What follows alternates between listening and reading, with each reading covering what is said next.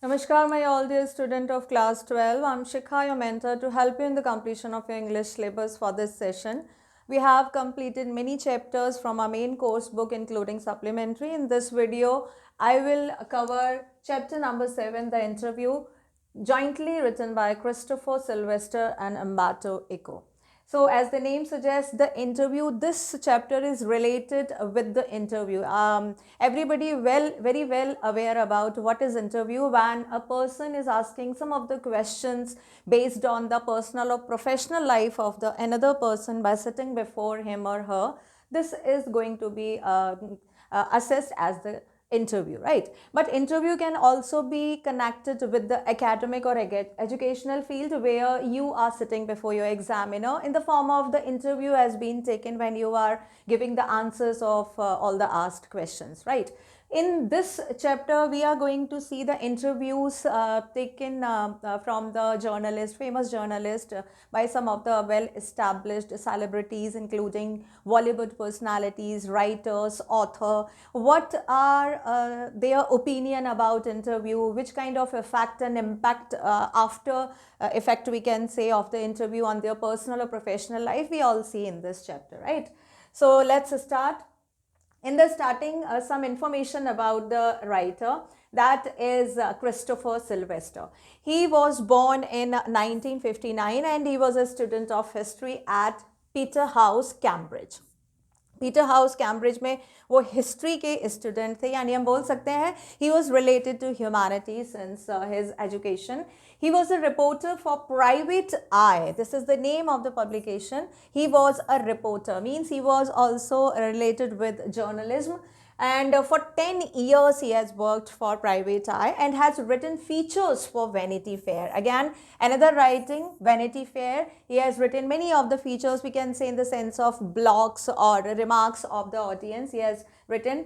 Following is an excerpt taken from his introduction to the Penguin Book of Interviews. This was the book that basically supposed to publish the well-established interviews taken by the eminent journalist to the means we can say celebrities of any of the field.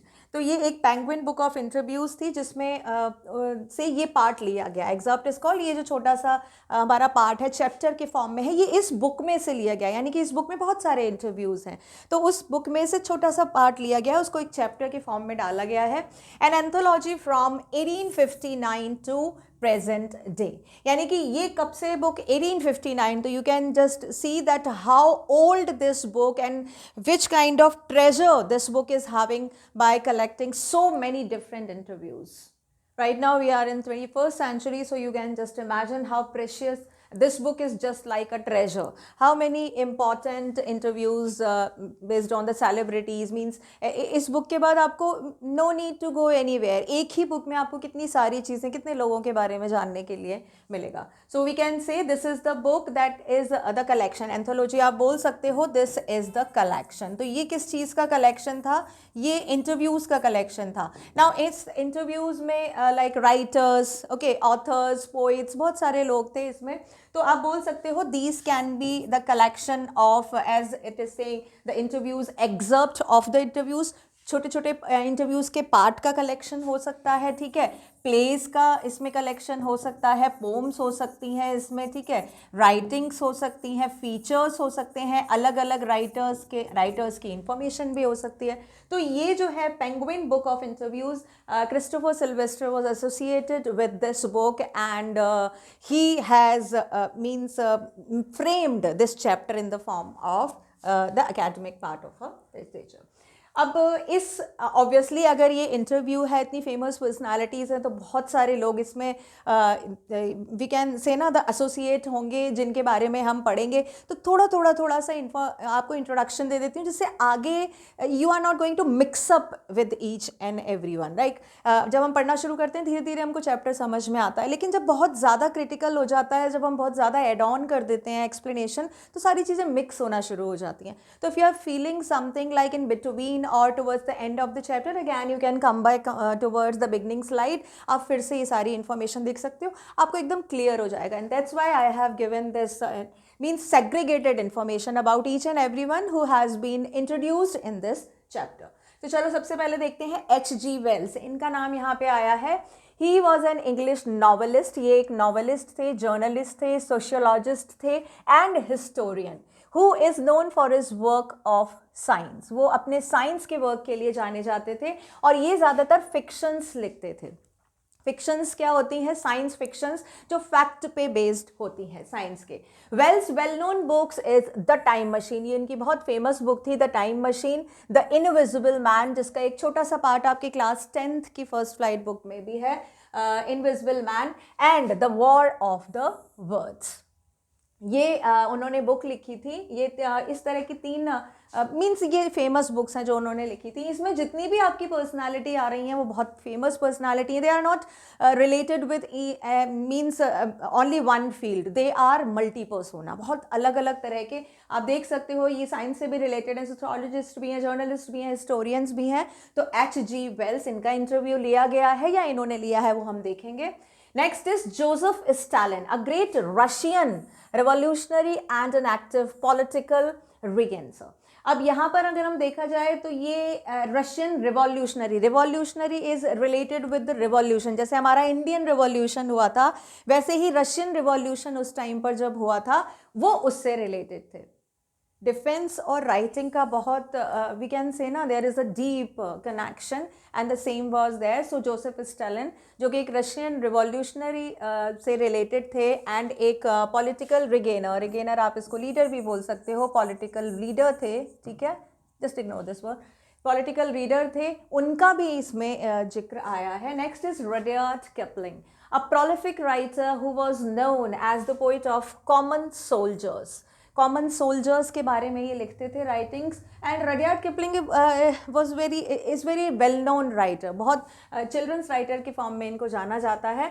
किपलिंग्स jungle book, बहुत famous इनकी एक book थी Kipling's jungle book, which is a story of Kimball O'Hara. इसमें Kimball ओहारा था और उसके adventures जो बताए जाते हैं in Himalayas is considered as a children's classical all over the world. ये बुक थी जो बहुत ज़्यादा फेमस हुई थी. इस पर कार्टून सीरीज़ भी बनी है, एनिमेशंस भी बने हैं, चिल्ड्रंस मूवी भी बनी है, फीचर्स भी बने हैं, डॉक्यूमेंट्रीज, सब कुछ बना. एक पूरी एनिमेटेड टीवी सीरीज़ भी बनी है that we use to see of jungle book. So इनका जिक्र है इसमें. Next is Saul Bellow, a playwright and a novelist. ये प्ले लिखते थे और एक नॉवलिस्ट थे. Bellow's works were influenced widely by World War II. World War II के टाइम पे जितनी भी हैपनिंग्स हुई थी इन्होंने इसके बारे में काफ़ी लिखा है. Among his most famous characters are Augie March and Moses. He published short stories translated from Swedish.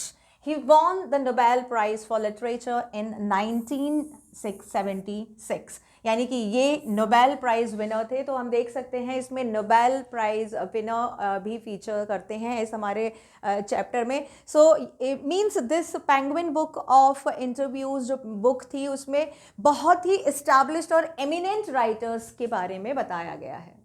उनके इंटरव्यूज़ के जो एग्जर्प हैं, जो पार्ट हैं वो दिए गए हैं जो बहुत इंपॉर्टेंट है, जहाँ से हमको उनकी पर्सनल और प्रोफेशनल दोनों लाइफ के बारे में पता चलता है. सो सॉल बेलो एक नोबेल प्राइज़ जो कैरेक्टर्स हैं, जो हस्ती हैं, वो भी हैं इसका पार्ट.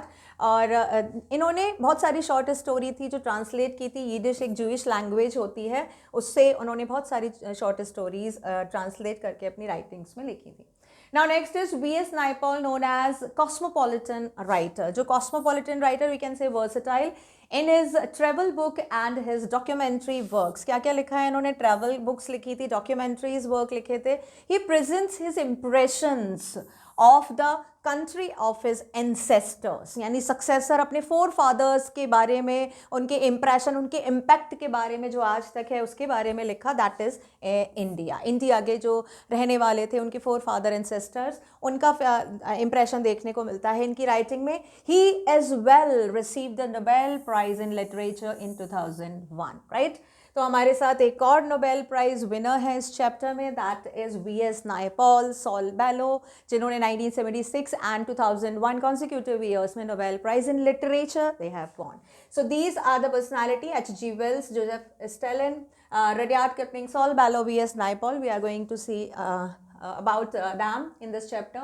मोर आर देयर, काफ़ी पर्सनैलिटीज़ हैं, that's why I give this segregation, आपको बहुत हेल्प मिलेगी इस सेग्रीगेशन से. Lewis Carroll, now he was an English author. Lewis Carroll एक इंग्लिश ऑथर थे, पोइट थे और मैथमेटिशियन थे. He was noted for his facility with the word play, logic and fantasy. It is word play, logic and fantasy. इन्होंने आपने एक book पढ़ी होगी और सीरीज भी देखी होगी, एलिस इन वंडरलैंड, वो इन्होंने ही लिखी है, एलिस इन वंडरलैंड. उसका यहाँ पे इसमें जिक्र भी आता है, means that part and that work is also described in this chapter, वो भी हम पढ़ेंगे. Next is Dennis Brian, he is a journalist and a book writer. ये बुक राइटर और जर्नलिस्ट है. He worked as a reporter for the Irish news service for 2 years. Journalism के तौर पे उन्होंने 2 साल काम किया है आयरिश न्यूज सर्विस में. Next is Mukund Padmanabhan, he was the editor of Hindu. Hindu is a news paper. उस टाइम पे ये न्यूज पेपर हुआ करता था और ये उसके एडिटर थे. कौन थे? Mukund Padmanabhan. Between March 2016 to 2019, इसके बीच में इन्होंने काम किया था, बहुत ज़्यादा पुराना नहीं. Recently he had worked with the degree of MPhil in philosophy and worked as a lecturer in University of Delhi. Means he is related with journalism, with education as well. So he is again a versatile personality. Mukund Padmanabhan is featured as a journalist in this chapter. ये जो chapter है ये 2 part में divide है. एक first part में the information related to the different interviews, celebrities, their opinion, their means we can say ना their personal remarks on the interview, after effect of the interview on their personal and professional life, इन सब के बारे में बताया गया है. जो दूसरा पार्ट है उसमें एक इंटरव्यू दिया गया है जिसमें एक जर्नलिस्ट है और एक जो सेलिब्रिटी जिनका इंटरव्यू लिया जाता है. तो जो जर्नलिस्ट हैं जो इंटरव्यू ले रहे हैं वो फीचर हैं मुकुंद पद्मनाभन. ठीक है. एंड जिनका इंटरव्यू लिया गया है दैट इज उम्बर्टो इको. जिनका लिया गया है ये कौन है? Umberto Eco Omri, ये पूरा नाम है, was an Italian medievalist. Medievalist is called who was related with the medieval period. ठीक है, medieval period की writing से जो related है, जो 13-14 सेंचुरी को हम मानते हैं medieval period. ठीक है, उसकी जो writings थी, मतलब उससे related जितनी भी happenings थी, इन्होंने अपनी writings में बहुत ज़्यादा उनको स्थान दिया है, publish किया है. ये एक philosopher थे, सेमियोटिशियन है, and novelist, cultural critic and political and social commentator आप बोल सकते हो. पॉलिटिक्स के बारे में भी इनको बहुत इन्फॉर्मेशन है, सोशल इश्यूज़ के बारे में भी ये काफ़ी लिखते हैं. ये कल्चरल क्रिटिक्स भी हैं, नॉवल भी लिखते हैं. सेमियोटिशियन भी बोल सकते हैं. Language, related to language, the known, well known और इन्फॉर्मर ऑफ द लैंग्वेज, इसके बारे में भी उन्होंने काफ़ी बुक लिखी हैं. तो he is again a versatile personality जो कि इस चैप्टर में इंटरव्यूई के फॉर्म में प्रेजेंट हुए हैं और ये हैं हमारे इंटरव्यूअर. तो हमने यहाँ पर काफ़ी सारे पर्सनालिटीज़ देखी जो इस चैप्टर में आने वाली हैं. Lewis Carroll, Dennis Brian, Mukund Padmanabhan, Umberto Eco. Near about 8-9 including 10 है लगभग, उनके बारे में हम पढ़ेंगे. चलो अब हम चैप्टर स्टार्ट करते हैं. सबसे पहले है part 1. Since it's invention a little over 130 years ago, the interview has become a common place of journalism. तो हम बोल सकते हैं इंटरव्यू का इन्वेंशन लगभग कितने साल पहले हुआ था? 130 साल पहले. मतलब इंटरव्यू कोई बहुत नई चीज़ नहीं है. अगर आप बोलो इंटरव्यू तो कोई भी जो पढ़ा लिखा है या नहीं पढ़ा लिखा है, this word is very well known with everyone. Interview का मतलब जब एक कोई क्वेश्चन पूछता है, दूसरा उसका कोई आंसर देता है, एक कन्वर्सेशन टाइप, राइट. और ये किससे रिलेटेड बहुत ज़्यादा है? Journalism. Journalism is called means the social the platform of the social media which gives the information about so many other people to the whole mass. ठीक है, तो ये जर्नलिज्म का बहुत बड़ा पार्ट है. Today, almost everybody who is literate will have read an interview at some point in their lives. कोई भी जो literate है उन्होंने कहीं ना कोई इंटरव्यू ज़रूर पढ़ा होगा. While from the other point of view, several thousand celebrities have been interviewed over the years, some of them repeatedly. और इसके अलावा ये देखा जाए कि जो इंटरव्यू में फीचर होते हैं, यानी कि जो इंटरव्यूई के तौर पर आए हैं, वो बहुत सारे सेलिब्रिटीज़ हैं जिनका बहुत बार इंटरव्यू लिया गया है. अलग अलग सेलिब्रिटीज़, और कुछ सेलिब्रिटीज़ ऐसे हैं जिनका रिपीटेडली इंटरव्यू लिया जाता है. ठीक है, तो this information was about the interview that was not very new for everyone. Now, so it is hardly surprising that opinions of interview, of its function, method and merits, ये सारी चीज़ें बताई गई हैं वेरी कंसीडरेबली, यानी कि हम बता सकते हैं कि ये अगर देखा जाए तो ये बहुत ज़्यादा सरप्राइजिंग नहीं है. इंटरव्यू अगर हम बोले इंटरव्यू तो nobody will see oh interview like, ठीक है. Interview is very well known. इसके बारे में अगर देखा जाए तो सब लोग बहुत कंसीडरेट हैं. क्या इसके फंक्शंस होते हैं, इसका मेथड क्या है लेने का, इसके जो डिमेरिट्स या मेरिट्स हैं वो क्या होते हैं, सबको पता है. Some might make quite extravagant claims for its being in its highest form, a source of truth and its practice and art. Extravagant is called excessive or elaborate, बहुत ज़्यादा बड़ा करना. Despise is called hate. Unwarranted means not authorized. Intrusion is called intervention, means you are trying to go or intervene in somebody's life. And diminishes is called make something less important or lessen, कम कर देना. तो हम देखा जाए तो कुछ लोग इसके बारे में बहुत बढ़ा चढ़ा कर बोलते हैं कि ये बहुत ज़्यादा बड़ी हाई फॉर्म है, यानी कि इंटरव्यू बहुत means you have to achieve a certain place only than you can have this privilege to be interviewed by someone. ये एक ट्रुथ का सोर्स है. कुछ लोग क्या बोलते हैं, ये एक सच निकालने का जरिया है. Obviously when the interview is going on, in the flow of that interview, when the interviewer is asking any of the question to the person, in that flow there is no time to think about that I have to frame my answer and then I have to present, right?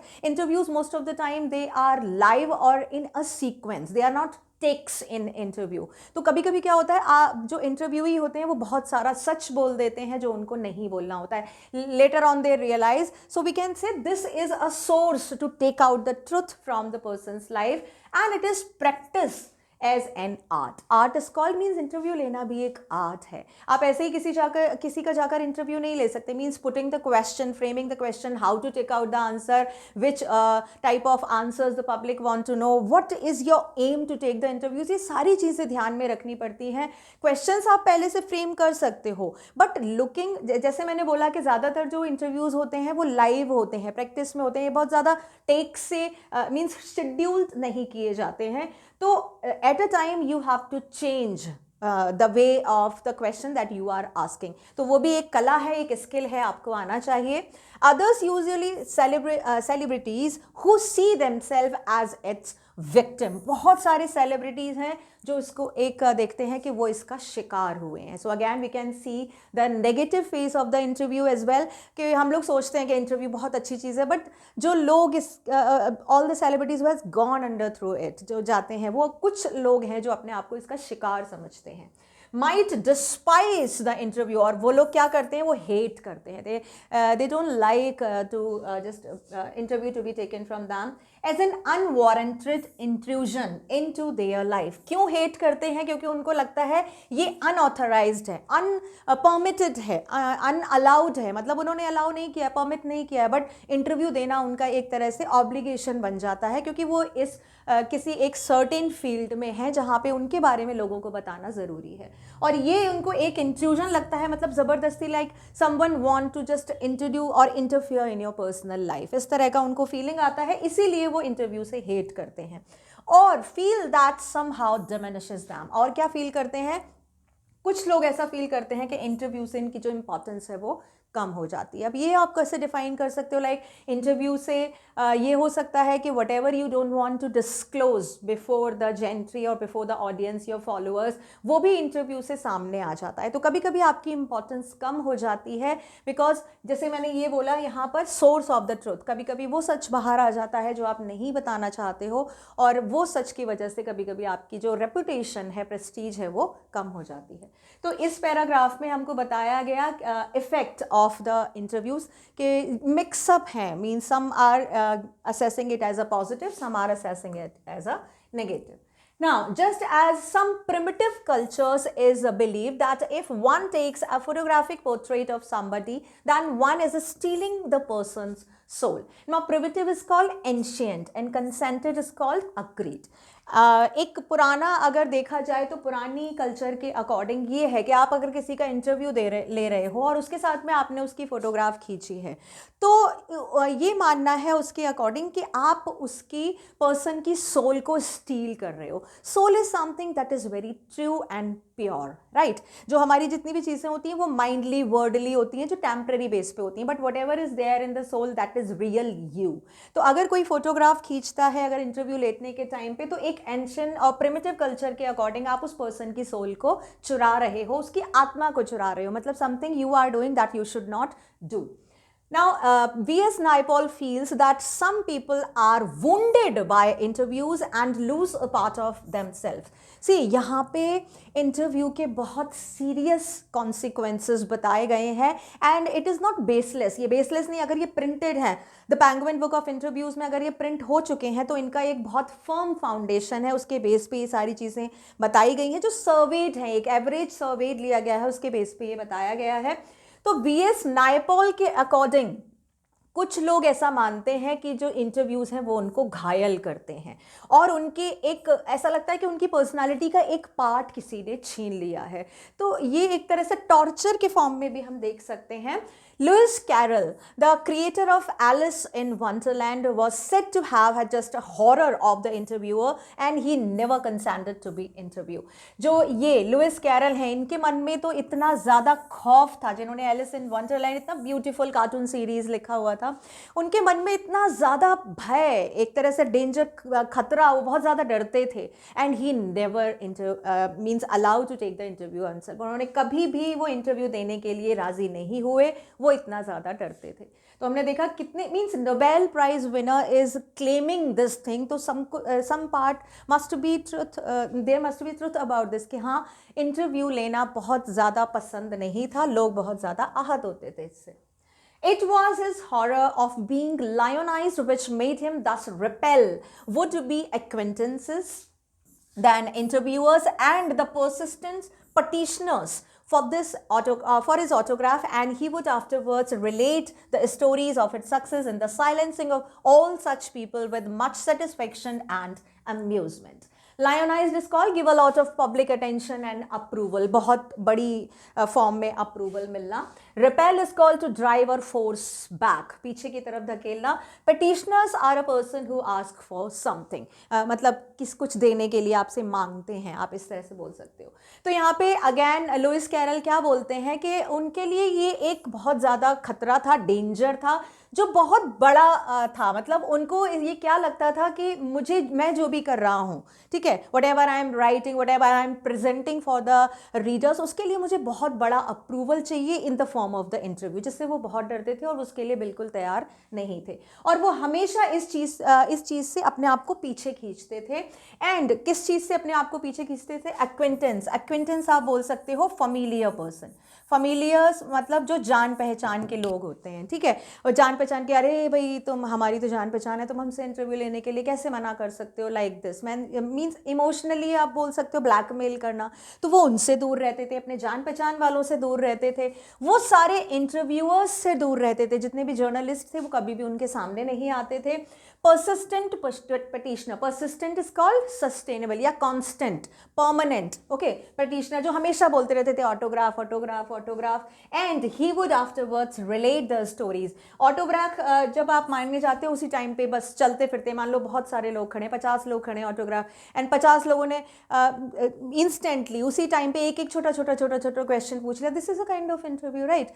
तो flow में आपने कुछ ऐसा बोल दिया, तो वो इनसे भी बचने की कोशिश करते थे. He never gave consent to take the interview of him. वो कभी भी familiar लोगों से नहीं मिलते थे और वो कभी भी ऑटोग्राफ नहीं देते थे. इसके बजाय वो क्या करते थे? आफ्टरवर्ड्स मतलब बाद में वो क्या करते थे? अपनी स्टोरीज को रिलेट करते थे, जो उनकी सक्सेस, साइलेंस सक्सेस को बताती थी इन सभी लोगों के बीच में, और उनको बहुत ज़्यादा सेटिस्फैक्शन मिलता था और बहुत ज़्यादा फन और इन्जॉयमेंट भी मिलता था. मतलब ये क्या बोल रहे हैं? उनको लगता था कि हाँ, मैंने अगर इंटरव्यू देने के लिए मना किया है, मैंने ऑटोग्राफ देने के लिए मना किया है, तो maybe the readers and the audience are feeling bad and neglected, कि हम जिसकी राइटिंग्स को पढ़ रहे हैं, he is not ready to talk and to face with us. तो वो बाद में क्या करते थे, उन्होंने कहा कि ठीक है भाई, you are appreciating my writing, okay, I am just presenting my writings for you, I am not presenting myself for you, but I am just presenting my more and more advanced writing that will definitely give you the enjoyment as well as satisfaction from me. उनको बाद में satisfaction हो जाता था कि ठीक है, मैंने इंटरव्यू नहीं दिया लेकिन मैंने उन लोगों के लिए अच्छी अच्छी स्टोरीज लिखी जो उन्होंने पसंद की। So this is another way of dealing with the interviews. बोल सकते हैं कि लुइस कैरल एक तरह से बिल्कुल पीछे भागते थे, कभी भी उन्होंने इंटरव्यू नहीं दिया। Next is Rudyard Kipling, expressed an even more condemnatory attitude towards the interviewer. Condemnatory बोल सकते हो आप, एक्सप्रेसिंग एक स्ट्रॉन्ग डिसअप्रूवल, किसी के लिए बहुत सख्ती से मना करना। Racket is called destroyed, racket is called destroyed, और डैमेज्ड, खत्म कर देना, नष्ट कर देना, तबाह कर देना। तो अभी हमने देखा वी.एस. नायपॉल के बारे में हमने देख लिया, ठीक है, we just count, then Lewis Carroll. Now third personality is Rudyard Kipling. उनका क्या एटीट्यूड था भाई, उनका बहुत ज़्यादा कंडेम्नटरी एटीट्यूड था, वो बहुत ज़्यादा डिसअप्रूव करते थे, they never agreed to be interviewed. His wife Caroline writes in a diary for 14 October 1892, this is the date given in her diary, that their day was wrecked by two reporters from Boston. She reports her husband as saying to the reporters, "Why do I refuse to be interviewed?"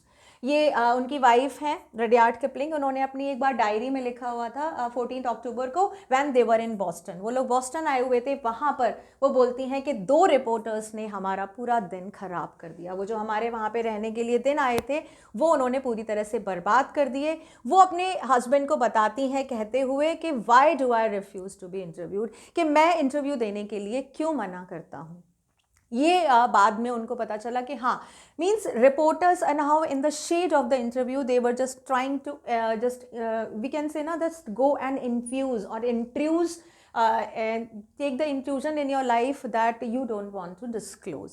तो ये चीज़ें थी, काफ़ी सारी चीज़ें उन्होंने उस time पर ऐसे बोली कि जिससे कि बोस्टन में जब वो आए थे उनका वहाँ पर रहना मुश्किल हो गया, and that's why this was mentioned, वो रिटन में उन्होंने लिखा है अपनी डायरी में कि हाँ, इंटरव्यू जो है दैट wrecked our days, उन्होंने हमारे दिन बर्बाद कर दिए।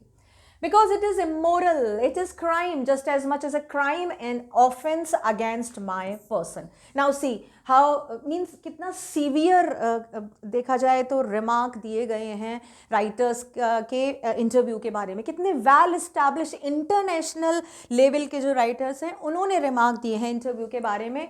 जो रडयार्ड किपलिंग है वो बोलते हैं कि ये एक क्राइम है। Offence is called attack. Assault means make a physical attack on, किसी पर हमला करना, किसी को शारीरिक चोट पहुंचाना। While is called extremely unpleasant. ये सारे नेगेटिव वर्ड्स हैं जो इंटरव्यू के लिए दिए गए हैं, और रडयार्ड किपलिंग और इंटरनेशनल बेस्ड राइटर उन्होंने दिए हैं, और वो कहते हैं कि ये बिल्कुल एक क्राइम, एक गुनाह की तरह है, एक अटैक है किसी भी पर्सन पर एज एन असॉल्ट। और कैसा अटैक, ऐसा नहीं कि आप उसको इनडायरेक्टली अटैक कर रहे हो, डायरेक्ट अटैक है, मतलब कोई किसी को जैसे चोट मारता है बिल्कुल वैसे ही है interview, and just as much merit punishment. और ऐसा लगता है कि ये इसकी एक मेरिट है, मतलब इंटरव्यू की जो मेरिट है उनके फॉर्म में क्या है, पनिशमेंट है। Why? Because the person who is interviewed वो उस पनिशमेंट के थ्रू गुजरता है। It is cowardly and vile, कितने नेगेटिव वर्ड्स यूज़ किए गए हैं इंटरव्यू के बारे में। वो एक कायरता का काम है, एक्सट्रीमली अनप्लीजेंट एक्सपीरियंस है। Non respectable man would ask it, much less give it. कोई भी रिस्पेक्टेबल पर्सन होगा, रिगार्डेड पर्सन होगा, वो कभी भी इसके लिए कंसेंट नहीं देगा। तो यहाँ पे हमने देखे जो ओपिनियंस थे रडयार्ड किपलिंग के, उनके भी ओपिनियंस अच्छे नहीं हैं। Lewis Carol, he also was a hater of the interview. Yet Kipling had himself perpetrated such as an assault on Mark Twain only a few years before। अगर यहाँ पर देखा जाए तो किपलिंग जो खुद बोल रहे हैं कि हाँ मुझे इंटरव्यू बिल्कुल पसंद नहीं है, लेकिन कुछ साल पहले उन्होंने मार्क ट्वेन का इंटरव्यू लिया था। Mark Twain, I forgot to give you the information, mark Twain भी जो है एक राइटर हैं, एक्चुअली इनका सिर्फ नाम आया है और कोई इन्फॉर्मेशन नहीं है, इसीलिए मैंने आपको नहीं बताया। ये भी एक राइटर है, इंग्लिश लिटरेचर राइटर है, नॉवलिस्ट हैं मार्क ट्वेन ने। तो किपलिन ने एक बार उनका खुद इंटरव्यू लिया था, जो बोल रहे थे कि भाई interview is just kind of assault. उन्होंने थोड़े टाइम पहले खुद उनका इंटरव्यू एक बार लिया था। Now H.G. Wells, ये थर्ड पर्सन आते हैं हमारे। H.G. Wells in an interview in 1894 referred to the interviewing ordeal. पर protracted is called, जब हमने पढ़ा था, अभी हमने जो लास्ट चैप्टर पढ़ा है इंडिगो, उसमें भी ये वर्ड था। उसमें जब इंटरव्यू लिया जाता है Lewis Carroll, not Lewis Carroll, that was Louis Fischer, जिसमें कि बताते हैं वो जब महात्मा गांधी के काफ़ी सारे इंटरव्यूज़ लिए जाते हैं when the landlord association of British landlord association जब फ्रेम हुआ था, जब उन्होंने इंटरव्यूज़ दिए थे। एंड यहाँ पर क्या क्या बोलते जाए तो परपिटेट, वो बढ़ावा देते हैं। किपलिंग खुद बढ़ावा दे रहे हैं, खुद बोल रहे हैं कि भाई इंटरव्यू अच्छा नहीं है, और वो खुद बढ़ावा दे रहे हैं। आप इसको बढ़ावा देना या कुछ भी एग्जीक्यूट करना, इम्प्लीमेंट करना या कैरी आउट करना, मीन्स इंक्रीमेंट करना, कुछ भी बोल सकते हो कि वो इस असॉल्ट को खुद बढ़ा रहे हैं। लेकिन वो काफ़ी पहले था, बाद में उनके जो वो क्या ओपिनियन थे वो इंटरव्यू के बारे में बहुत नेगेटिव थे।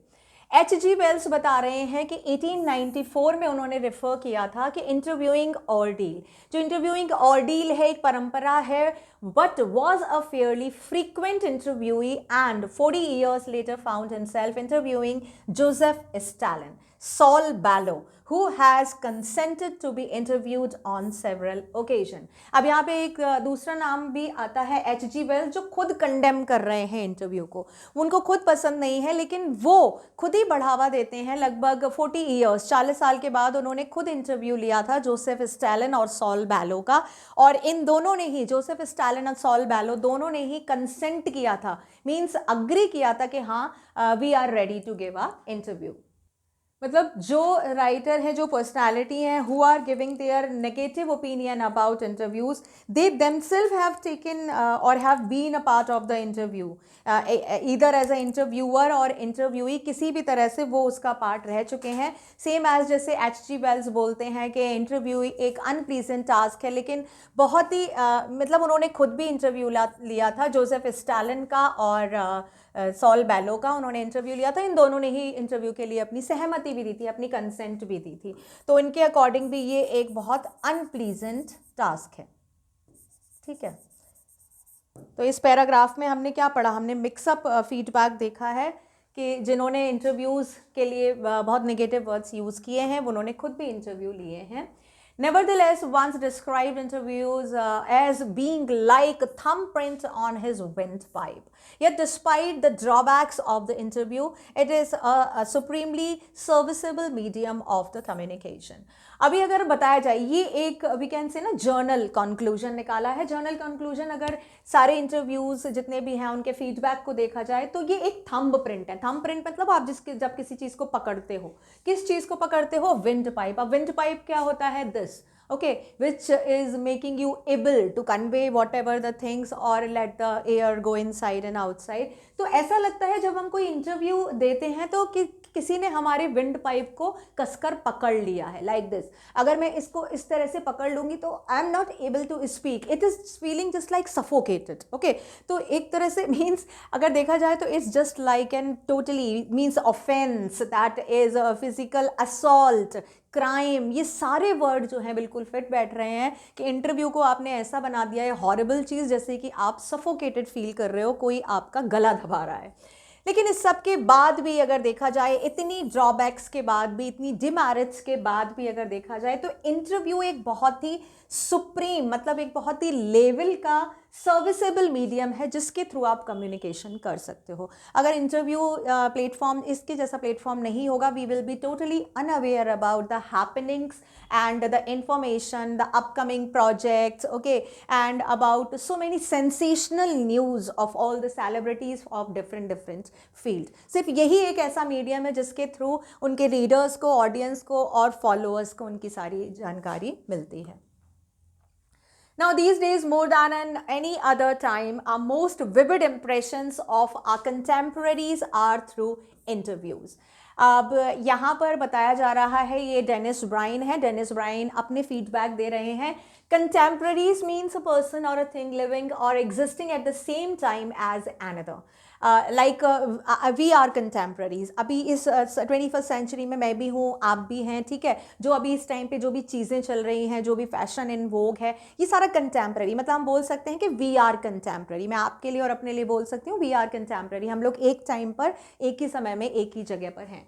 And unprecedented is called never done और नोन बिफोर, कभी भी जिसके बारे में पहले नहीं बताया गया है। तो डेनिस ब्राइन क्या बोल रहे हैं, आजकल अगर देखा जाए तो बहुत सारे अलग अलग, vivid is called different impressions हैं हमारे कंटेम्प्रेरीज पे इंटरव्यू के बारे में। कुछ लोग इसको अच्छा मानते हैं, कुछ लोग इसको बहुत बुरा मानते हैं।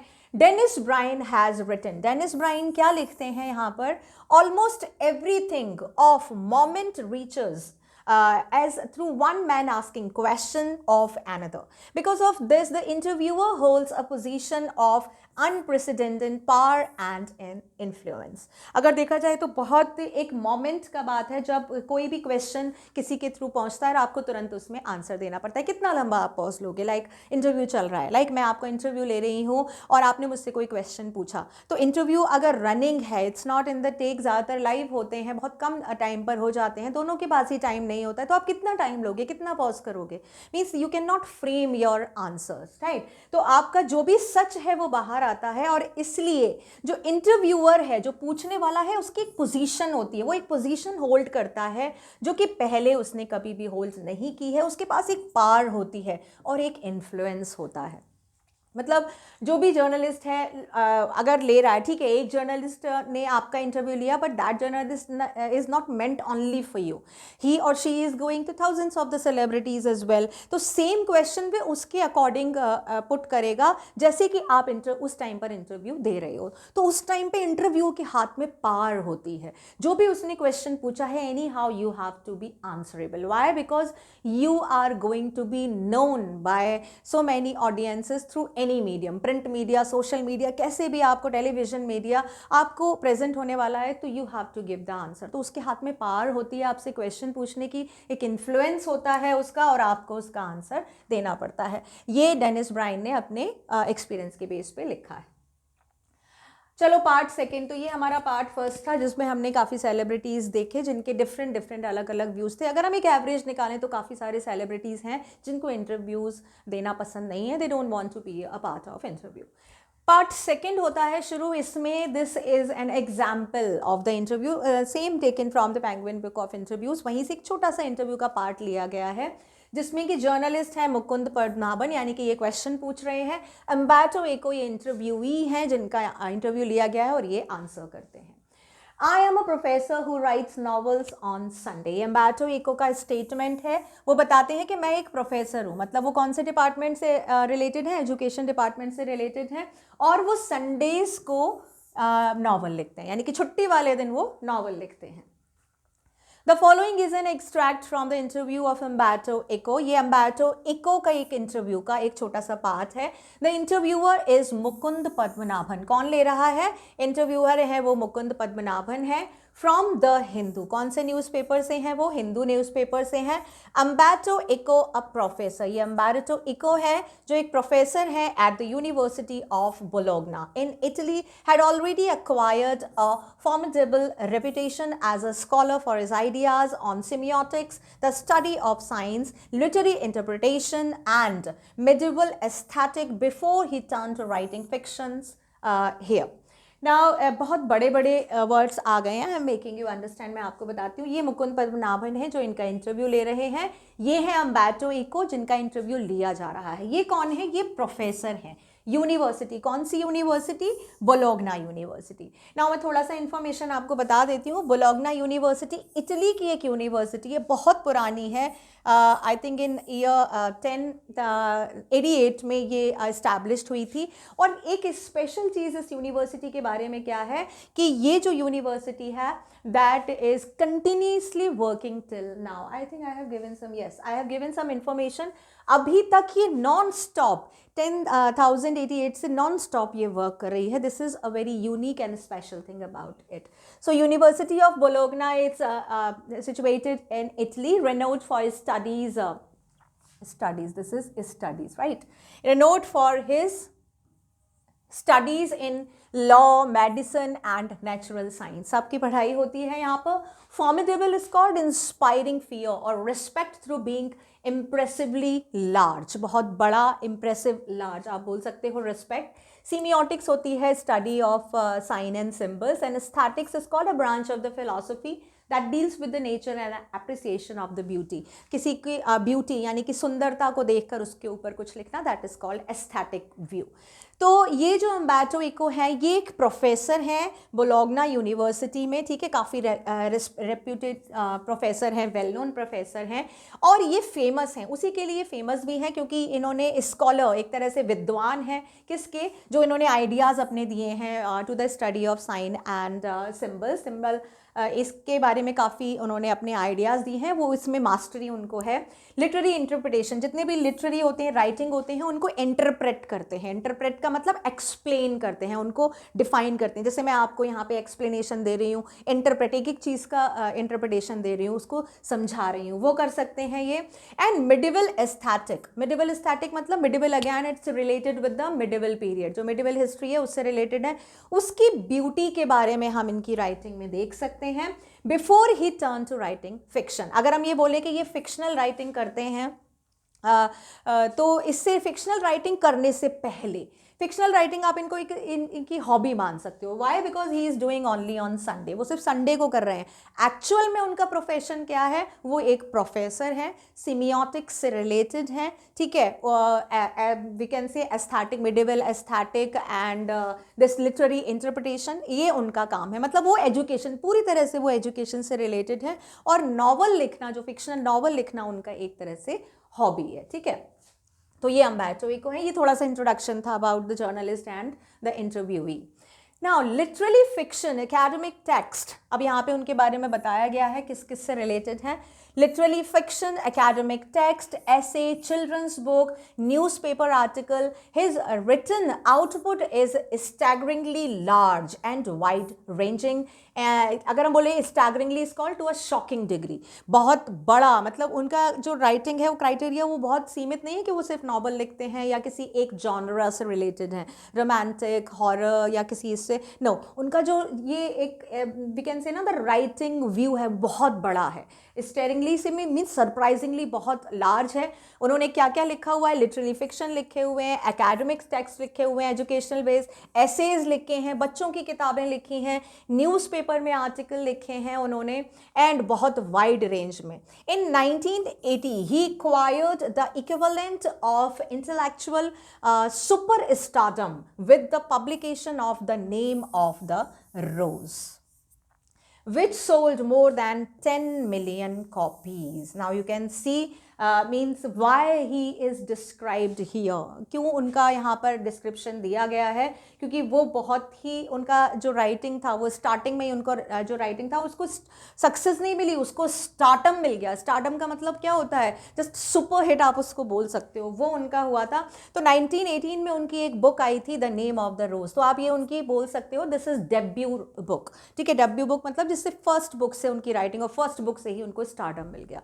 उनकी राइटिंग को बहुत ज़्यादा पसंद किया गया और इसकी लगभग 10 मिलियन कॉपीज सोल्ड हुई थी. तो ये एक इंटेलेक्चुअल सुपर स्टारडम बोल सकते हैं.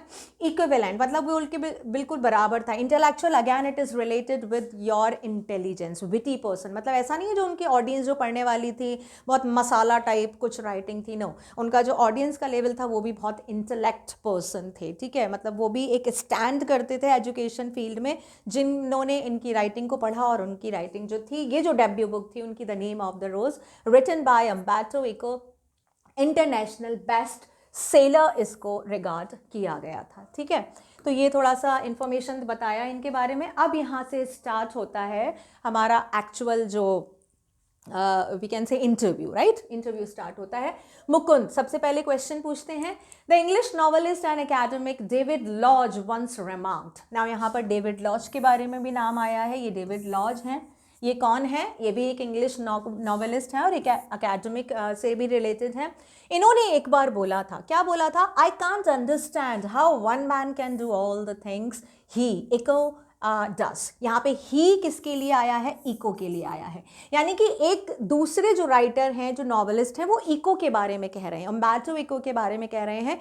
याद रखिए कि अम्बर्टो इको को एक प्रोफेसर के तौर पर जाना जाता है। राइटिंग उनका एक हॉबी या एक सप्लीमेंट्री पार्ट था, आप ये बोल सकते हो, ठीक है। बट उनको जो उनकी राइटिंग है उसने भी बहुत ज़्यादा सक्सेस और नेम और फेम दिलाया। तो डेविड लॉजन को क्या बोल रहे हैं कि मुझे समझ नहीं आता है कि जो एक आदमी है वो इतने सारे काम कैसे कर सकता है, जो बहुत सारे काम कर सकता है। Means one man can do so many task at a time, उसको मल्टीटास्कर बोलते हैं। एक ही टाइम पे आप बहुत सारे काम कर रहे हो। तो वो एजुकेशन से भी रिलेटेड थे, राइटिंग से भी रिलेटेड थे, और राइटिंग में भी कितने सारे जॉनराज से वो रिलेटेड थे। That's why he gave this remark कि he was unable to understand कि अम्बर्टो इको इतने सारे काम कैसे करते हैं। तो अम्बर्टो इको मुकुंद के इस क्वेश्चन का क्या आंसर देते हैं? Maybe I give the impression of doing many things, but in the end, I am convinced I am always doing the same thing. लगता है उन्होंने कहा कि दूसरों को लगता है कि मैं बहुत सारे काम करता हूँ, बट मुझे तो लगता है कि मैं एक टाइम पर सिर्फ एक ही काम करता हूँ, और वही मुझे कन्विंस करके रखता है। मुझे नहीं लगता है कि मैं एक टाइम पर बहुत सारे काम करता हूँ। Next question of Mukund, which is मतलब कौन सा? अम्बर्टो इको ने कहा, now that is more difficult to explain. I have some philosophical interest and I pursue them through my academic work and my novels. Even my books for children are about non-violence and peace. You see the same bunch of the ethical, philosophical interest. अब वो बता रहे हैं कि ethical is called related to moral principle. Moral मतलब क्या हमको करना चाहिए, क्या नहीं करना चाहिए, क्या सही है, क्या गलत है एक आदमी के लिए, that is related with the moral. अब वो ये कह रहे हैं कि अच्छा ठीक है, हमें बताइए, अगर आपको ये लगता है कि आप सारा जो काम है वो बिल्कुल एक सा करते हैं, हम लोगों को लगता है कि भैया आप बहुत अलग अलग तरह के काम कर रहे हैं, तो आपको क्या चीज़ है? मुकुंद ने पूछा। तो उन्होंने कहा कि सी, ये बहुत ज़्यादा डिफ़िकल्ट है मेरे लिए बताना, क्योंकि जो मेरा फिलोसॉफिकल इंटरेस्ट है। नाउ फिलोसॉफिकल इंटरेस्ट को आप बोल सकते हैं interest is called choice, right? Philosophy is related with knowing about the working process of everything. When you are going very deep how the thing or the organism work, that is related, that is called as philosophy. मतलब इसमें working pattern of the non living thing, living thing, man made thing, technology, कोई भी चीज़ होती है, हर चीज़ की एक philosophy होती है। philosophy मतलब ये चीज़ काम कैसे करती है। it is also means even related with a very vast arena, philosophy of the world, philosophy of this earth, philosophy of the environment, इससे भी relate कर सकते हो।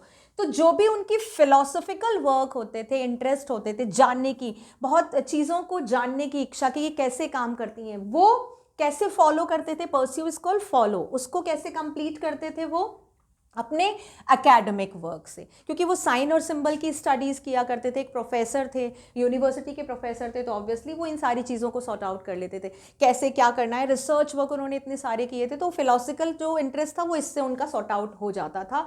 और दूसरा जो उनका सोर्स था वो था नॉवल। नॉवल लिखते थे, उससे भी उनका फिलोसफिकल इंटरेस्ट शो होता था।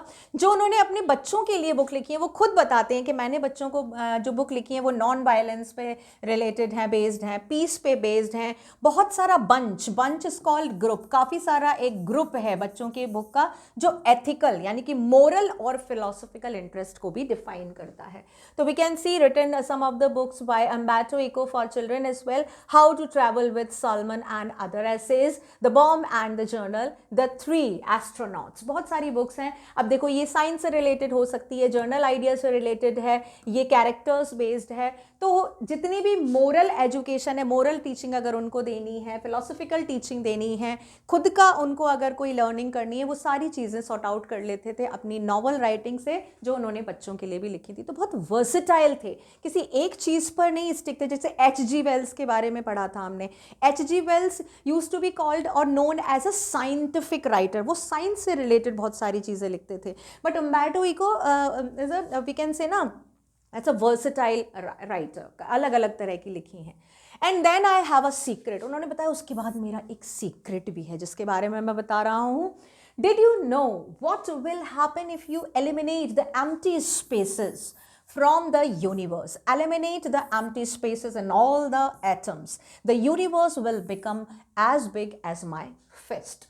उन्होंने कहा डिड यू, अब यहाँ पे यू किसको वो बोल रहे हैं, मुकुंद को, ठीक है, मुकुंद पद्मनाभम जो उनका इंटरव्यू ले रहे हैं उनके बारे में बोल रहे हैं, उनसे बोल रहे हैं कि मेरा एक सीक्रेट भी है, मैं आपको बताऊं क्या सीक्रेट है। उन्होंने कहा कि जो पूरा यूनिवर्स है इससे अगर आप एम्प्टी स्पेसेस निकाल दो, एम्प्टी मतलब खाली जगह, खाली का मतलब क्या हुआ, जब कोई भी चीज़ भरी नहीं है, तो यहाँ पे अगर हम अपने आप से रिलेट करें मतलब हम लोग खाली हैं, हम लोगों के पास कोई काम नहीं है, अगर वो सारा टाइम हम इस यूनिवर्स से निकाल दें तो ये हो गया ह्यूमन से रिलेटेड। यहाँ पर जो खाली टाइम है वो atoms, each and everything is made up of atom, right. तो वो जो खाली समय का जो स्थान है, जो प्लेस है, वो भी एटम से फिल है, ठीक है, जो भी चीज़ है ईच एंड एवरीथिंग, वो अगर हम सारे एटम्स निकाल दें तो ये जो पूरा यूनिवर्स है ना, ये हमारी एक फिस्ट के बराबर हो जाएगा।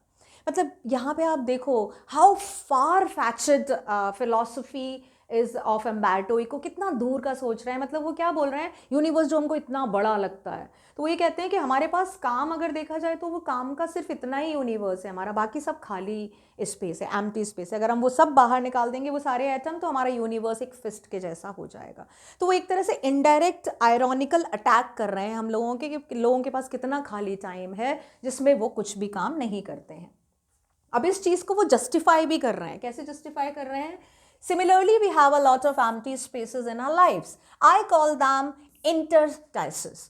Say you are coming over to my place, you are in an elevator, and while you are coming up I'm waiting for you. This is an interstice, an empty space. I work in empty spaces. While waiting for your elevator to come up from the first to the third floor, I have already written an article, and he laughs. Interstice is called a space or gap, खाली जगह।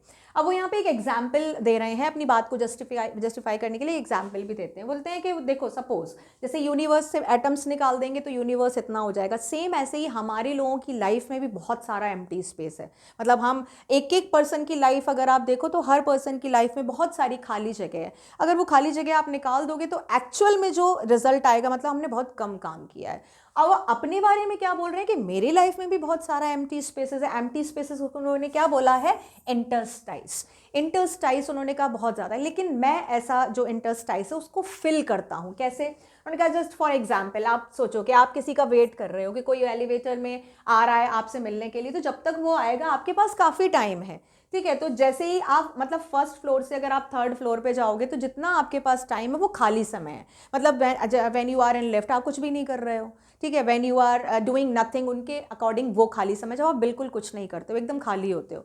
तो जब आप ऊपर जा रहे हो, lift में जा रहे हो फर्स्ट से थर्ड फ्लोर पर, तब आपके पास जो खाली टाइम है वो खाली टाइम एम्प्टी स्पेस है, और मैं उसको यूटिलाइज करता हूँ एक आर्टिकल लिखने के टाइम पे, और वो हंसने लगता है।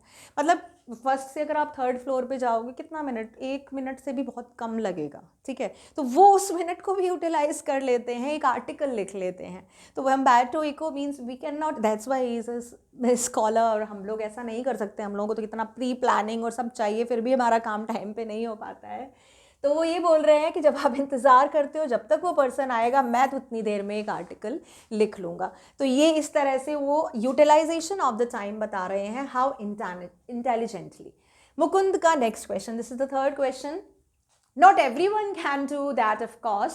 Your non-fictional writing, your scholarly work has a certain playful and personal quality about it. It is a marked departure from the regular academic style, which is invariably dispersonalized and often dry and boring.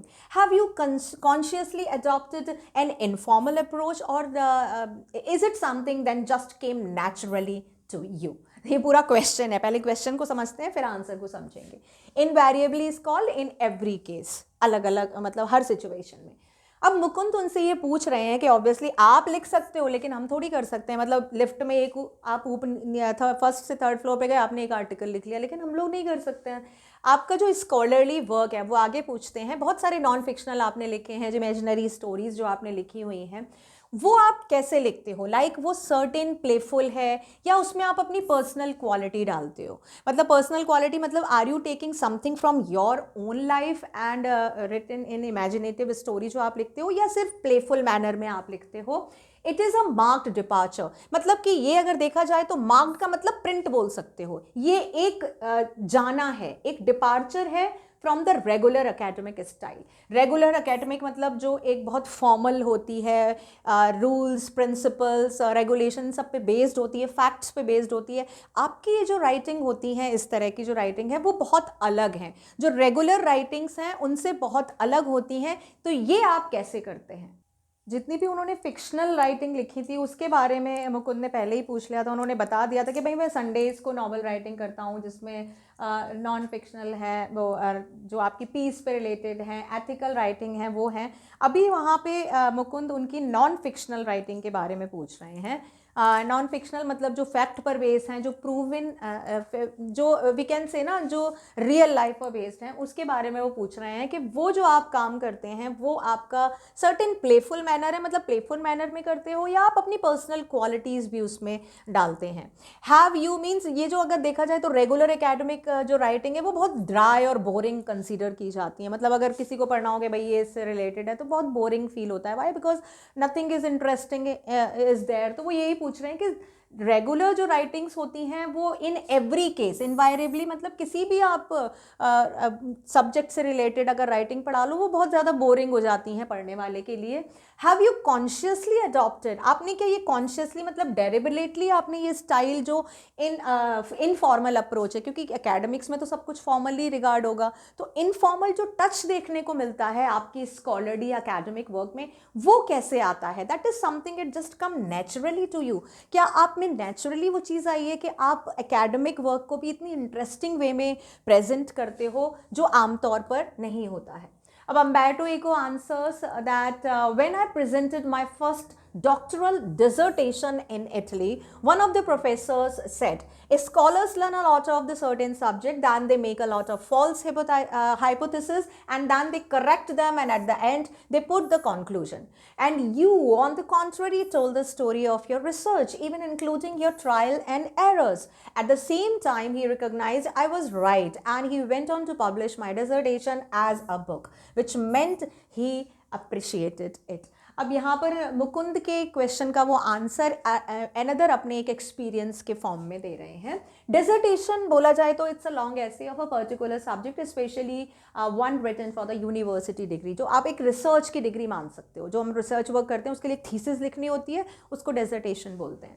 तो वो अपना एक खुद का experience बता रहे हैं कि मैंने अपना फर्स्ट एक डिसर्टेशन, एक डॉक्टरल डिसर्टेशन सबमिट किया था इटली में, यूनिवर्सिटी में मैंने सबमिट किया था। तो एक प्रोफेसर थे, उन्होंने मुझसे कहा था कि जितने भी लोग होते हैं, जितने भी स्कॉलर्स होते हैं जिन्होंने आज तक अपनी रिसर्च जो की है वो सबमिट कराई है किसी भी सब्जेक्ट पे, कोई भी सब्जेक्ट पे, सबसे पहले तो वो फॉल्स हाइपोथेसिस बनाते हैं। फॉल्स हाइपोथेसिस, नाउ हाइपोथेसिस आप बोल सकते हो लाइक पॉसिबल क्वेश्चंस, ठीक है? जैसे हम अगर आप किसी से मिलने जा रहे हो, ठीक है, मतलब उससे आपने पहली बार मिला है या वो उस चीज़ से आप पहली बार कॉन्टेक्ट में आ रहे हो, तो आप एक अपने दिमाग में क्वेश्चंस, थोड़े से सेट ऑफ क्वेश्चंस फ्रेम कर लेते हो कि मैं उससे ये पूछूंगा, उसके बाद मैं फिर ये पूछूंगा, फिर मैं उसके आगे के बारे में, अगर उसने ये बोला तो मैं ये पूछूंगा, अगर ये हुआ तो ये पूछूंगा। ये सारी चीज़ें जो इमेजिनरी आप फ्रेम कर रहे हो ना, जो प्लान कर रहे हो, उसको हाइपोथेसिस बोलते हैं, राइट? तो उन्होंने बताया कि जब रिसर्च करने जाते हैं, जब आप रिसर्च कर रहे हो तब भी आप पॉसिबल क्वेश्चन, मान लो आपको कहीं सर्वे करने जाना है, ठीक है, तो आप उनके बारे में पूछोगे कि अगर मैं जाऊंगा तो उनसे पूछूंगा कि भाई आप कहाँ तक पढ़े हो, ठीक है, आप अपना अर्निंग कैसे करते हो। फिर अगर उन्होंने बोला कि नहीं हम अर्न नहीं करते, हम बेरोजगार हैं, तो मैं क्या कुछ क्वेश्चन पूछूंगा, तो वो क्वेश्चन फ्रेम करना। तो ये सारी चीज़ें पहले फ्रेम की जाती हैं जब भी आप कोई रिसर्च करने जाते हो। तो वो प्रोफेसर कहते हैं कि कोई भी जब रिसर्च करता है तो सबसे पहले तो फॉल्स हाइपोथेसिस बनाता है। इसको फॉल्स क्यों बोला? क्योंकि आपकी इमेजिनरी है, सच थोड़ी है, इसीलिए इसको फॉल्स हाइपोथेसिस बोलते हैं। रिसर्च करने से पहले ये बनाई जाती है। तो सबसे पहले तो वो फॉल्स हाइपोथेसिस बनाते हैं, फिर उसको सही करते हैं। सही का मतलब उन्होंने क्वेश्चन की लाइन बनाया, जब उन्होंने इंटरव्यू ले लिया, सर्वे कर लिया, अब वो करेक्ट फॉर्म में आ गई, तो उस हाइपोथेसिस को ट्रू कर दिया। जो फॉल्स थी वो अब ट्रू हो गई, राइट?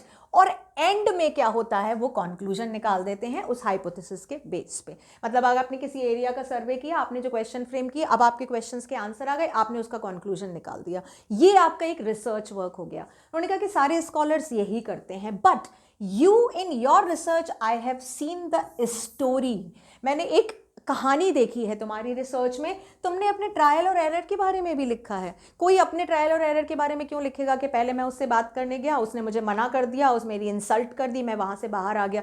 ये इतनी छोटी छोटी भी चीज़ें उन्होंने लिखी हैं। मतलब ये मैं आपको एक एग्जाम्पल बता रही हूँ कि उन्होंने जो भी उनके साथ गलतियां हुई उन्होंने फिर से उस गलती को सुधारा, कैसे सुधारा, फिर उसका क्या रिजल्ट रहा, ये सारी चीज़ें उन्होंने अपनी रिसर्च में लिखी हैं।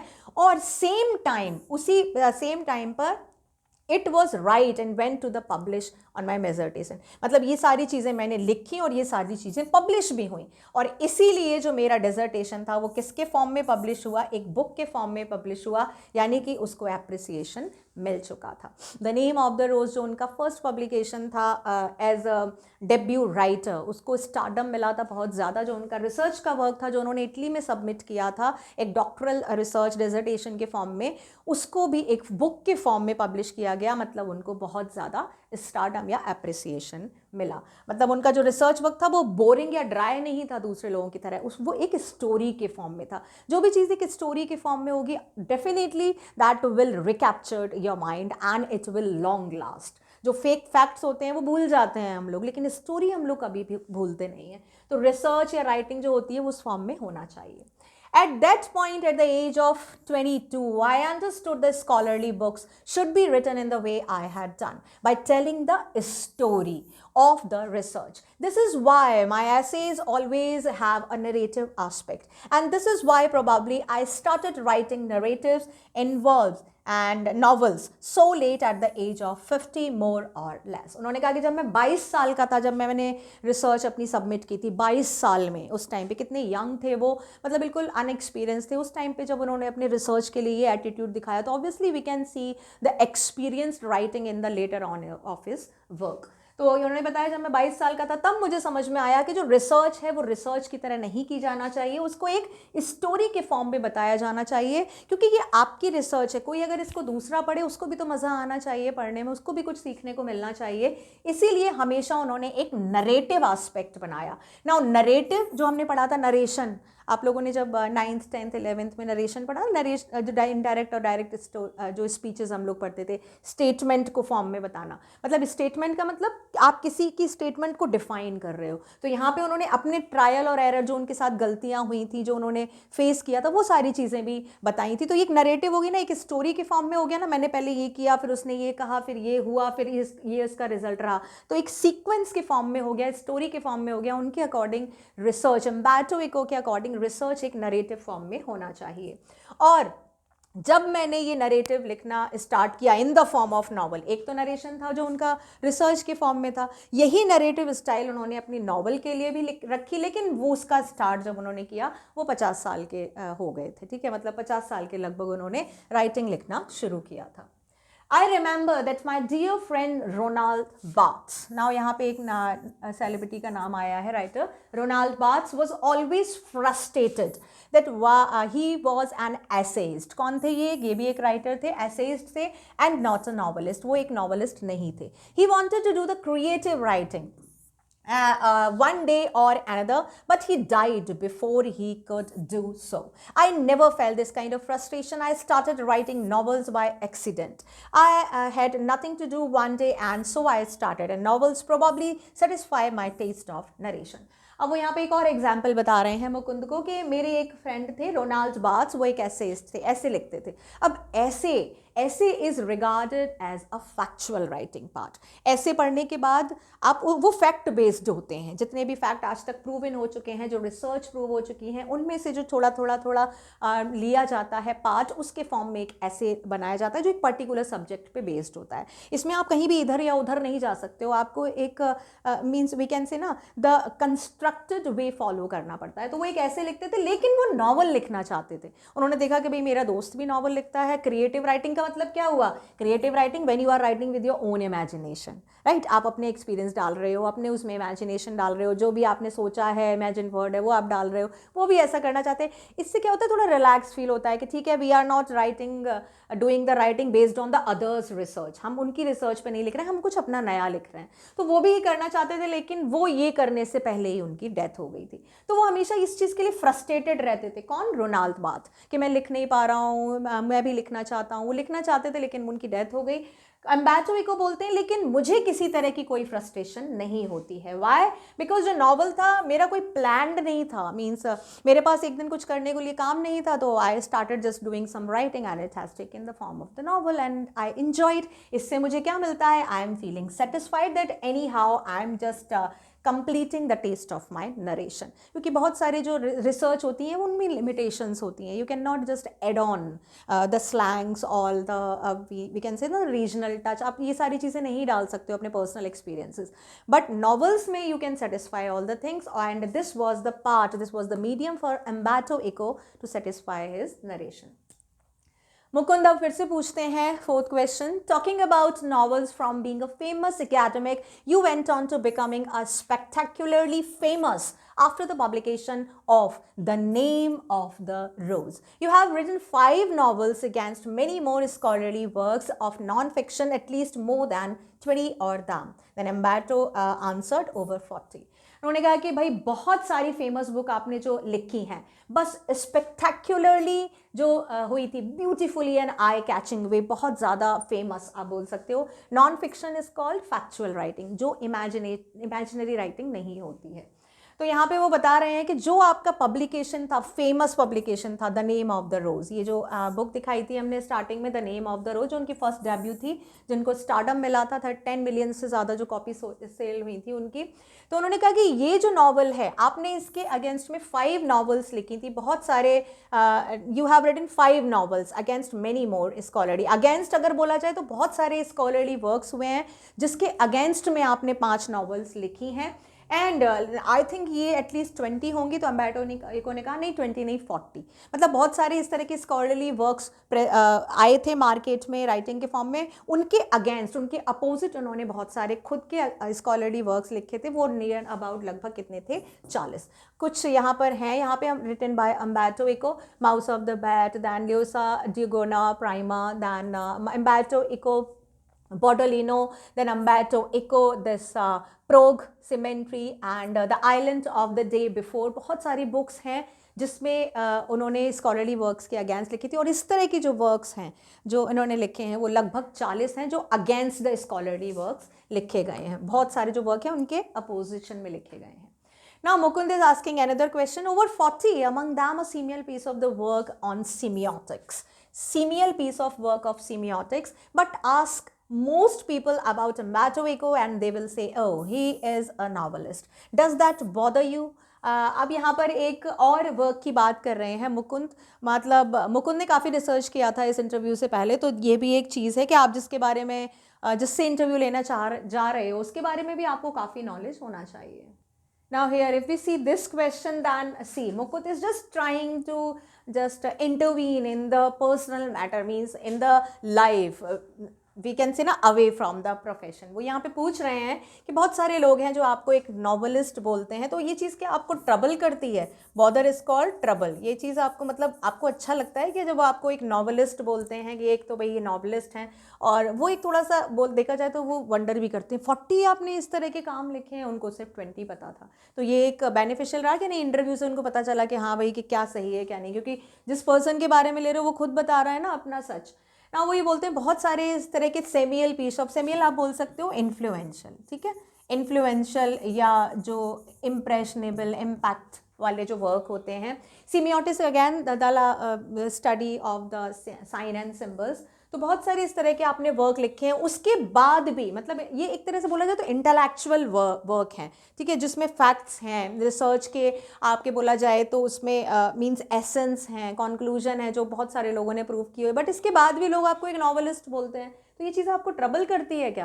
देखो ये बुक है semiotics and the philosophy of the language written by Umberto Eco. इस बुक के बारे में बात कर रहे हैं वो कि ये बुक आपने लिखी है फिर भी लोग आपको एक नॉवलिस्ट बोलते हैं। तो ये चीज़ आपको क्या परेशान करती है?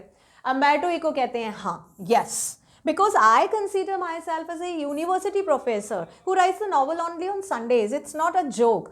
I participate in academic conferences and not in meetings of fan clubs and writers. I identify myself with the academic community. उसने कहा कि हाँ अमैटो इको टोल्ड, हाँ ये चीज़ मुझे ट्रबल करती है, मुझे नहीं अच्छा लगता. Why? Because I am regarding my self as an academic person.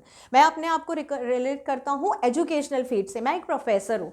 मैं क्लब्स, जो एकेडमिक्स कॉन्फ्रेंसेज हैं, वर्कशॉप, सेमिनार, वो अटेंड करता हूँ. मैं कोई भी पेन क्लब या राइटर्स की जो कॉन्फ्रेंस होती हैं, जो मीटिंग्स होती हैं, मैं वो अटेंड नहीं करता. Because I don't consider my self one person out of them. मैं तो अपने आप को एक एजुकेशनल डिपार्टमेंट का बंदा समझता हूँ, और मैं वही अपने आप को मानता हूँ कि मैं किस कम्युनिटी से हूँ. मैं एकेडमिक कम्युनिटी से हूँ. तो जब भी बहुत सारे लोग होते हैं जो मेरे बारे में कहते हैं कि मैं एक नॉवलिस्ट हूँ, मुझे अच्छा नहीं लगता. Because I just want to make my reputation as an professor.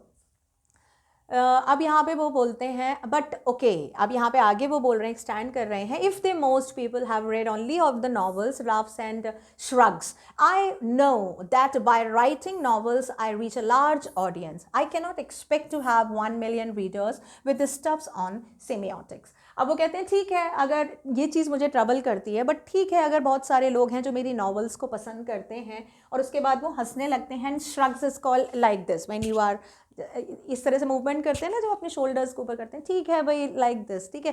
तो आप देखो, एक चीज़ लिखी जाती है इंटरव्यू में कि जब जो इंटरव्यूई है वो आंसर कर रहा था, what were the reaction, the physical gestures अगर कोई होते हैं वो भी बताए जाते हैं. तो बहुत authentic piece of writing that has been taken from Penguin book of interviews.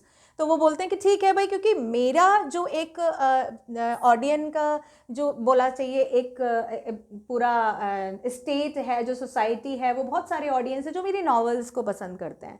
तो इससे मुझे कोई फ़र्क नहीं पड़ता अगर मेरे पास बहुत एक लार्जर ऑडियंस है जो मेरी नॉवेल्स को अच्छे मानती है, क्योंकि बहुत सारे 1 मिलियन लोग नहीं हो सकते जो सिमियोटिक की तरह के कोई स्टफ पढ़ेंगे. मतलब इंटेलेक्चुअल राइटिंग है, ये थोड़ा सा इन्फॉर्मेटिव चीज़ हो गई रिलेटेड टू एकेडमिक. लोगों को बहुत सारे लोगों को इस तरह की राइटिंग्स पसंद नहीं है. उनको अच्छा लगता है इमेजिनरी स्टोरी पढ़ना, कैरेक्टर्स के बारे में पढ़ना, और मतलब वो चीज़ें जो नहीं है, जो रियल नहीं है, उनको अच्छा लगता है. तो ठीक है, मीन्स इट्स ओके. अगर बहुत सारे 1 मिलियन लोग नहीं, आप सपोज कर सकते हो कि जिनको सीमियोटिक जैसी बुक अच्छी लगेगी, तो इट्स ओके. अगर बहुत बड़ा सा एक सेक्शन है मेरी ऑडियंस का जिनको अच्छा लगता है, तो I have no problem. Now Mukund is asking another question, which brings me to my next question, the name of the rose. जो उनको दूसरे क्वेश्चन पर लेकर आता है, is a very serious novel. It's a detective yarn at one's level, but it also delves into metaphysics, theology and medieval history. Yet it enjoyed a huge mass audience. Were you puzzled at all this? अब मुकुंद कहते हैं कि ठीक है, जो आपने बोला वो ठीक है कि बहुत सारे ऑडियंस को आपकी नॉवल पसंद है, but what about the name of the roses, जो उनकी फर्स्ट डेब्यू नॉवल थी, जो स्टारडम जिसको मिला था, वो तो नहीं थी ऐसी. That was completely a serious novel. वो तो बहुत सीरियस नॉवल थी. Delves is called to search inside something, ढूंढना, कुछ खोज करना. Metaphysics is called the area of philosophy that deals with the nature of existence, truth and knowledge. Metaphysics का मतलब देखो, फिजिक्स हो गया the process of the working of everything. Metaphysics का मतलब हो गया हाउ इट वर्क्स. आप बहुत ज़्यादा डीप जा रहे हो, कैसे वो चीज़ एग्जिस्ट करती है, क्या सच है उसके बारे में, नॉलेज क्या है रिलेटेड टू नेचर, उसको बोलते हैं मेटाफिजिक्स. यानी कि नेचर कैसे एग्जिस्ट, नेचर कब आया, उसका सच क्या है, इस नेचर का सच क्या है जो यहाँ पर है, उसके बारे में जो इन्फॉर्मेशन है, मेटाफिजिक्स मतलब बहुत डीप नॉलेज. तो वो कह रहे हैं ये तो बहुत एक सीरियस नॉलेज थी, ये तो एक तरह से डिटेक्टिव यान थी 1 लेवल पे जो बुना गया था, जो एक तरह से सर्च करता है किस चीज़ को, मेटाफिजिक्स को. The name of the rose जो थी, that is explode with, we can say it's written very tiny, explode with pyrotechnical inventions, literally as well as the figuratively, I told on the end. New York times, ये New York times का statement है जिसमें बताया गया है कि किस तरह से उनने डेल्व्स किया है, मेटाफिजिक्स निकाला है at the base of the nature. तो ये तो कोई फिक्शनल स्टोरी नहीं है, फिर ये कितनी क्यों फेमस हुई? ये रिलेटेड है मेटाफिजिक्स से. थियोलॉजी जो कलेक्शन है आपका इन्फॉर्मेशन का, बताया था आपको, group of the collecting information. तो यहाँ पे ग्रुप ऑफ द रिसर्चेस या रूल या फैक्ट्स बोल सकते हो, वो है. इसमें मिडिवल हिस्ट्री है, यानी इस बुक का एक थोड़ा सा इन्फॉर्मेशन बताया गया है कि ये जो बुक है उसमें मेटाफिजिक्स के बारे में, यानी कि ट्रुथ ऑफ द नेचर के बारे में है. Theology collection of those truth है. मेडिवल हिस्ट्री के एस्थेटिक ब्यूटी के बारे में है, यानी कि 13-14 सेंचुरी से रिलेटेड है ये. Yet it enjoyed a huge mass, फिर भी ये इतनी फेमस हुई है. ठीक है, फिर भी ये इतनी फेमस हुई, तो ये ऐसे कैसे हुआ? ये चीज़ आपको पजल नहीं करती है कि इतने सारे लोग कहाँ से आ गए? अभी तो बहुत सारे लोग थे जो सिर्फ नॉवेल्स पढ़ते हैं, लेकिन ये इंटेलेक्चुअल रीडिंग आपकी इतनी फेमस कैसे हो गई? Then Umberto Eco is giving answer, no, journalist a puzzle. उन्होंने कहा कि मैं पजल नहीं था, जर्नलिस्ट पजल थे। मैंने तो ये लिखी है, मैंने तो जो भी लिखा ऑल वर ट्रुथ, वो सारा था। मैं पजल नहीं था, जर्नलिस्ट पजल थे। एंड समटाइम पब्लिशर, और कभी कभी पब्लिशर जिन्होंने बुक पब्लिश की थी। And this is because journalist and the publisher believe that people like trash and don't like difficult reading experiences. Consider there are 6 billion people on this planet, and the name of the rose sold between 10 or 15 million copies.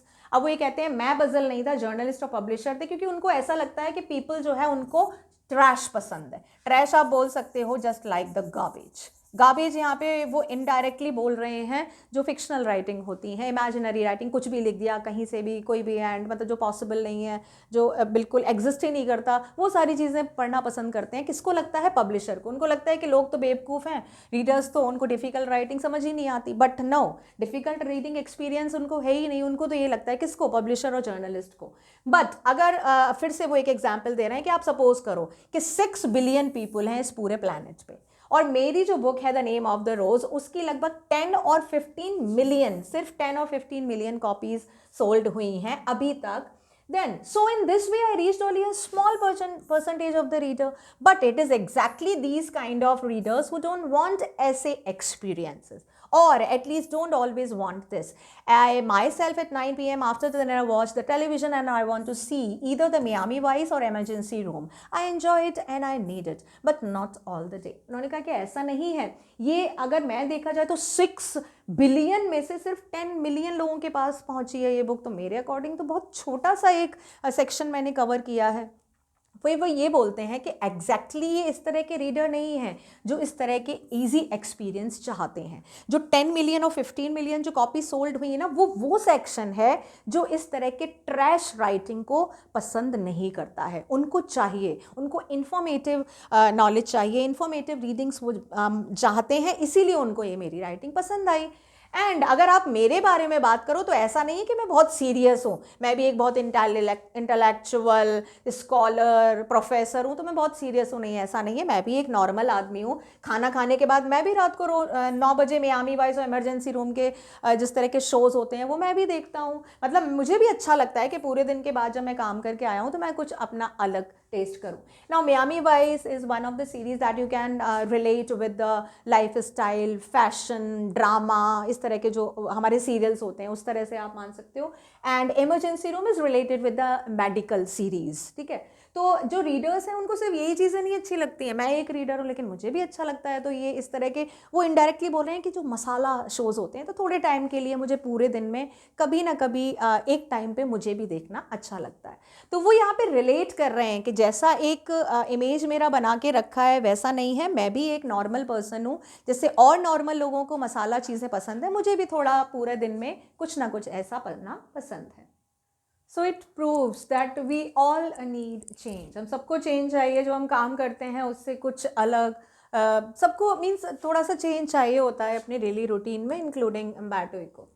Now Mukund is asking another question. Could the huge success of the novel have anything to do with the fact that it dealt with a period of medieval history that? उन्होंने कहा कि आपको जो इतनी huge success मिली है, आपको क्या लगता है जो नॉवल में हम जब इस मिडिवल पीरियड के बारे में बात करते हैं, हिस्ट्री के बारे में बात करते हैं, क्या ये उससे डील करती है? मतलब सक्सेस जो आपको मिली, the name of the rose, you have given some of the features of medieval period, आपने उसमें डाले थे। क्या आपको लगता है कि ये एक कंट्रीब्यूटर के तौर पे था आपको इतनी सक्सेस मिलने के? Umberto Eco replied that's possible, हाँ हो सकता है, क्योंकि बहुत सारे लोग होते हैं जो पुरानी फीचर्स, पुराने ज़माने के बारे में जानना चाहते हैं। But let me tell you another story because I often tell stories like a Chinese wise man. Again वो बोलते हैं मुझे फिर से एक स्टोरी बताने दो, क्योंकि मैं जो हूँ वो हर चीज़ को एक Chinese wise man is called means who is taking time to tell anything before means going ahead, और जो स्टोरी फॉर्म होती है वो किसी भी चीज़ को बहुत ज़्यादा ईजियर कर देती है टू बी अंडरस्टूड। कोई भी होगा अगर ये इंटरव्यू पढ़ेगा तो उसको बहुत अच्छे से समझ में आएगा। मतलब यहाँ पर लिया जा रहा है जो इंटरव्यू, बहुत स्कॉलरली पर्सन, बहुत विद्वान आदमी का लिया जा रहा है, लेकिन वो हर चीज़ को कितनी ईजीली फॉर्म में, एक स्टोरी के फॉर्म में बता रहे हैं। तो वो यहाँ पे वो फिर से कहते हैं कि भाई इसके लिए भी मुझे एक चाइनीज़ मैन की तरह सोचना पड़ेगा, मैं आपको एक स्टोरी के फॉर्म में बताता हूँ।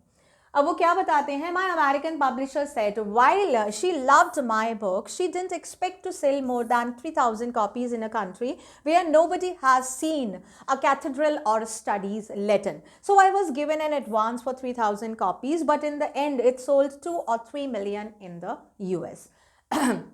उन्होंने कहा कि मैं आपको एक अपनी बुक के बारे में ही एक एग्जांपल देता हूँ कि मेरी एक अमेरिकन पब्लिशर, एक फ्रेंड है जिसने मुझे बताया कि वो उसको मेरी बुक्स जो हैं वो बहुत अच्छी लगती हैं, बहुत पसंद करती है, बट वो फिर भी एक्सपेक्ट नहीं करती है कि उस कंट्रीज़ में मेरी बुक की 3000 से ज़्यादा कॉपियाँ बिकेंगी। मतलब वो जो मेरी एक तरह से आप बोल सकते हो फॉलोअर है, उसको बहुत अच्छा लगा, लेकिन वो खुद ये बोल रही है कि आपकी 3000 से ज़्यादा कॉपी नहीं बिकेंगी इस कंट्री में जहाँ पर किसी ने भी कैथेड्रल नहीं देखा है, चर्च नहीं देखा है, या किसी ने भी लैटिन की स्टडीज़ नहीं की है। ठीक है, वहाँ पर नहीं होगी, क्योंकि उसमें उनका जो मेन जो एक टच आप बोल सकते हो, that was the study of the sign and symbols. तो Latin is the base of so many languages, बहुत सारे वर्ड्स लिए गए हैं, it is a base language. तो वो बोलती है कि जो अमेरिकन मेरी पब्लिशर है वो उसने कहा कि यहाँ पे बहुत सारे कैथेड्रल नहीं है, बहुत सारे लोग चर्च नहीं जाते हैं, नहीं मानते हैं, उनको लैटिन में ज़्यादा इंटरेस्ट नहीं है, तो यहाँ आपकी 3000 से ज़्यादा कॉपी नहीं बिकेंगी। तो उन्होंने उनको 3000 कॉपीज़ का एडवांस दे दिया, लेकिन बाद में जैसे जैसे वो बुक बिकनी शुरू हुई, लगभग 3 मिलियन कॉपीज़ वहाँ पर यूएस में, वो यूनाइटेड स्टेट में सेम पब्लिशर में वो सेल हो चुकी थी। तो यहाँ पे क्या कभी कभी जो प्रेडिक्शन लगाया जाता है, जो फोर टेलिंग होती है, एक आइडिया आप बना लेते हो, that proves wrong. Why? Because your hard work seem to the people. बहुत सारे लोग हैं जो ultimately whatever you are interested in, वो आपके हार्ड वर्क को समझते हैं, they are also just trying to do that, और वो उसको समझने की कोशिश करते हैं। तो ये एक एग्जाम्पल हुआ कि नहीं हुआ कि 3000 कॉपी का सोच रहे थे और 3 मिलियन से भी ज़्यादा कॉपी उनकी वहाँ पे 3 लाख से भी ज़्यादा कॉपी बिक गई।